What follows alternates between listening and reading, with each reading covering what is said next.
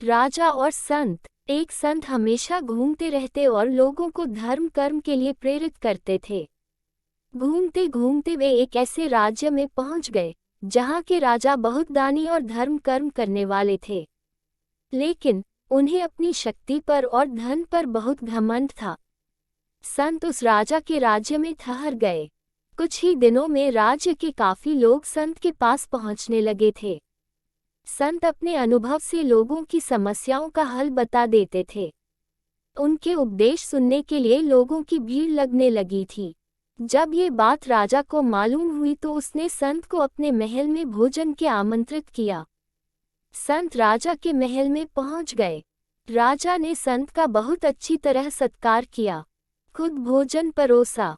खाने के बाद संत जाने लगे तो राजा ने कहा कि गुरुदेव, मैं आपको कुछ देना चाहता हूँ। आप अपनी इच्छा के अनुसार मुझसे कुछ भी मांग सकते हैं। मैं आपकी हर इच्छा पूरी कर सकता हूँ। मैं राजा हूँ और मेरे लिए कुछ भी असंभव नहीं है। संत समझ गए कि राजा को अपने धन पर और शक्ति पर बहुत घमंड है। उन्होंने कहा कि राजन, आप अपनी सबसे प्रिय चीज मुझे दान में दे दीजिए। राजा को समझ नहीं आया कि वह संत को क्या चीज दान में दे। उसने सोने के सिक्कों से संत का कमंडल भर दिया।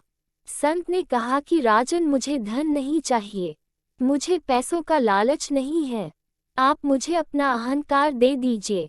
घमंड एक ऐसी बुराई है जिससे हमारे सभी गुणों का महत्व खत्म हो जाता है।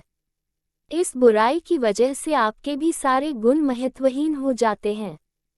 राजा को घमंड से बचना चाहिए। आपके पास जो भी धन संपत्ति है उस पर आपकी प्रजा का भी हक है, क्योंकि राजा के लिए उसकी प्रजा का सुख ही सर्वोपरि होता है। अपनी प्रजा की सेवा निस्वार्थ भाव से करें, तभी राजा का धर्म पूरा होगा। राजा को संत की बात समझ और उसने घमंड छोड़ने का संकल्प लिया। तो दोस्तों, यदि आपको ये कहानी पसंद आई हो, लाइक करें, शेयर करें और चैनल पर पहली बार आए हो तो सब्सक्राइब करना मत भूलिए और एक प्यारा सा कमेंट करके अवश्य बताएं कि आपको ये कहानी कैसी लगी। धन्यवाद।